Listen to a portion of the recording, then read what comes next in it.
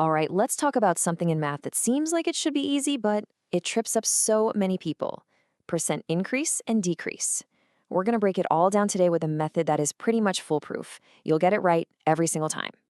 So what's the deal here? Why are these problems so tricky? Well, on the surface, they look super straightforward, but there are a few common traps that are just way too easy to fall into. You know that feeling, right? You look at a problem, you're like, I got this. You work it all out, check your answer, and nope, wrong.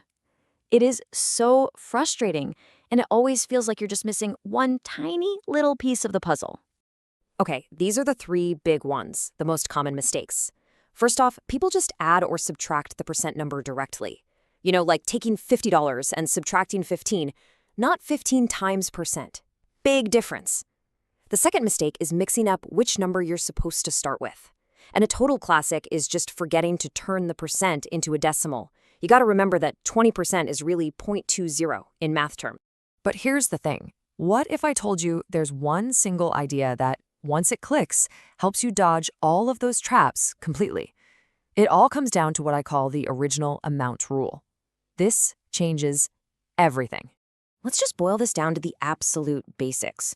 A percent increase is just about something getting bigger. A percent decrease, it's just about it getting smaller. That's it. The entire game is just figuring out by how much it actually changes. And here it is. This is the golden rule, the anchor for the whole entire problem.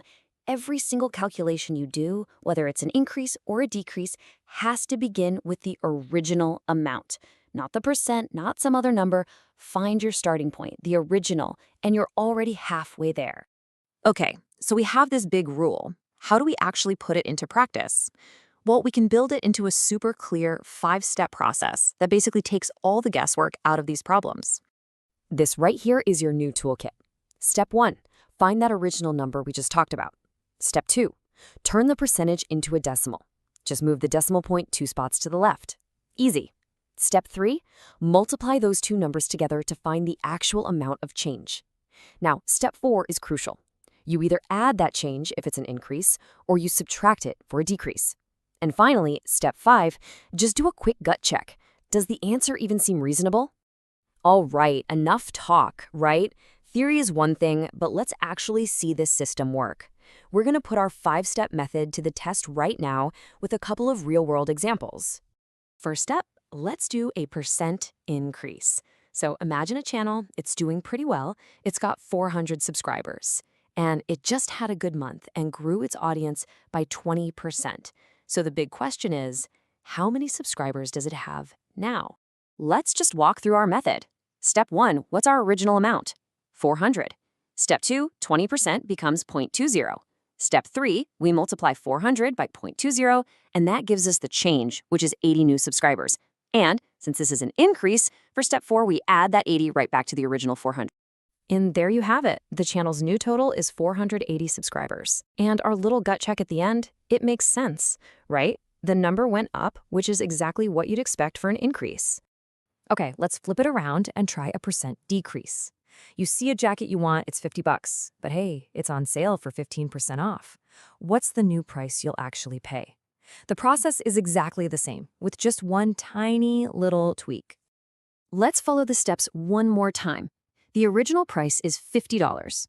15% becomes 0.15. We multiply 50 by 0.15 to find the change, which in this case is the discount, and that comes out to $7.50. Now here's that tiny difference. In step 4, because it's a decrease, a discount, we subtract that change from the original. So $50 minus that $7.50 discount, and we get a final sale price of $42.50. See? No more confusion when you're standing at the register. So you might be thinking, okay, I get it, but why is this so foolproof? Well, it's about more than just spitting out the right answer. It's about building a logical framework in your head that you can fall back on every single time. The reason this method works so well is that it forces you to slow down and find the actual amount of change before you do anything else. It keeps the numbers from just being, well, numbers.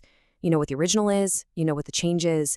That structure stops those careless mistakes we talked about earlier, and it builds real confidence for anything from a math test to just figuring out a tip. At the end of the day, this method is just a tool. And now you have it. So I'll leave you with this question. Where are you going to use it first? Figuring out a sale price? Making sense of a statistic in the news, the possibilities are literally everywhere. Thanks for tuning in.